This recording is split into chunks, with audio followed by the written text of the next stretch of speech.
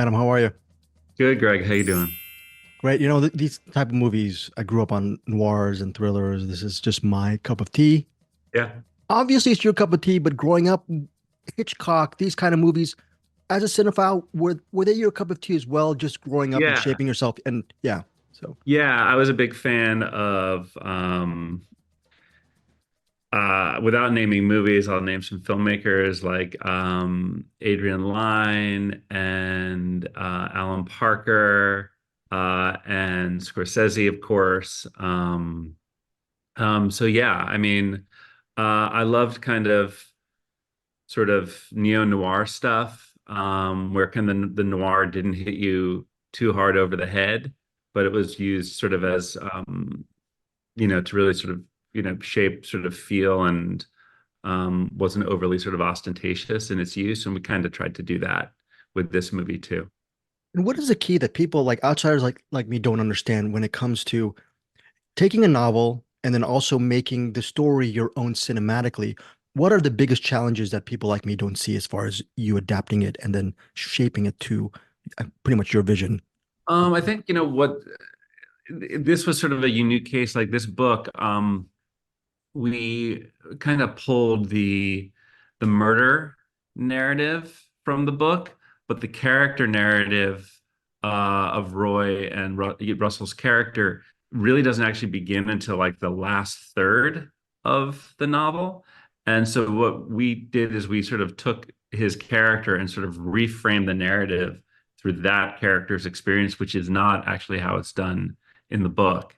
Because we thought, this character who had Alzheimer's and used to be a cop was sort of a compelling way into a murder mystery.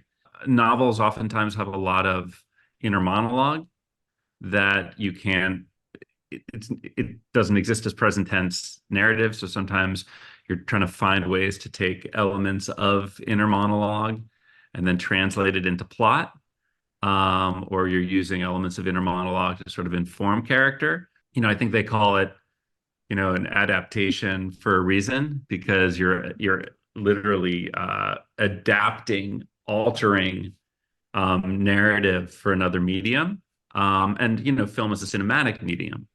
It's a visual medium. So you're oftentimes trying to take what are the elements that will be most sort of dramatically presented in a visual sense in the book.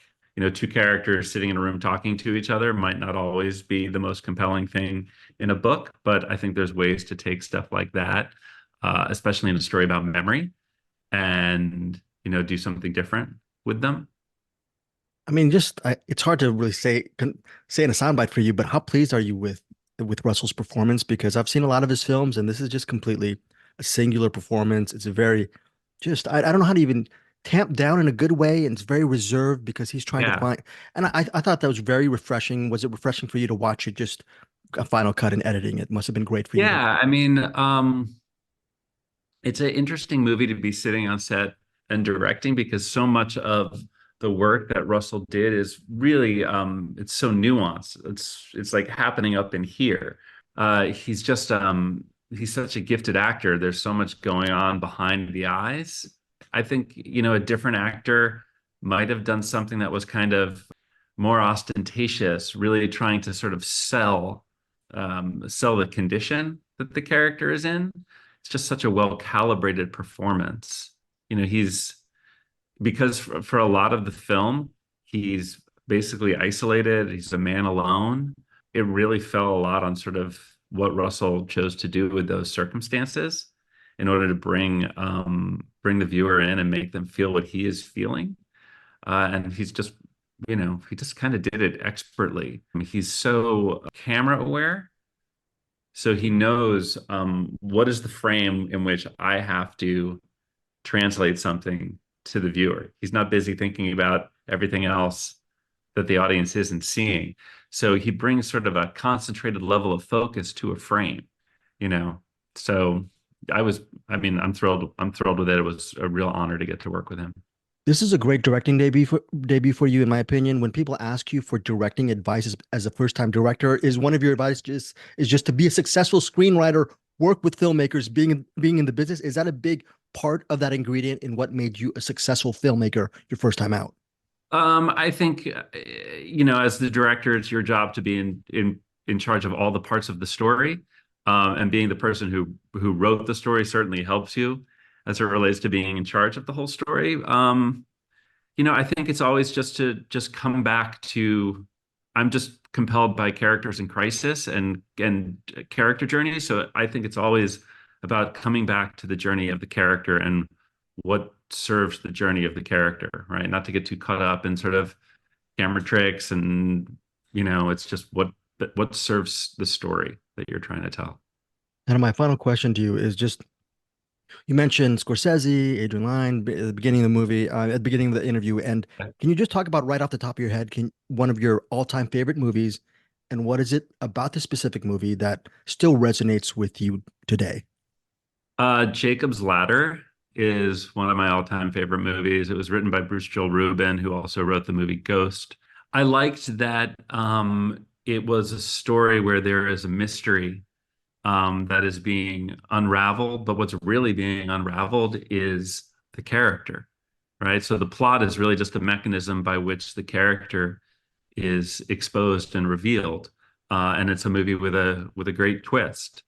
It was dark and it was moody. It felt visceral. It blended genres, and I think it still holds up. So I love that movie. Great, great choice. And finally, Sleeping Dogs. Was it really hard to write the screenplay because there's so many, not just twists and turns, but there's sort of worlds inside worlds in your story. Yeah. And I thought that was really great. Yeah, it Yeah. was it was definitely sort of hard to keep track of and particularly in the end trying to sort of bring it all together when you have all those sort of different threads where you're dealing with a present tense narrative where a character is exposing a mystery is exposing sort of a past and then at the same time you're dealing with other characters' perceptions of the past.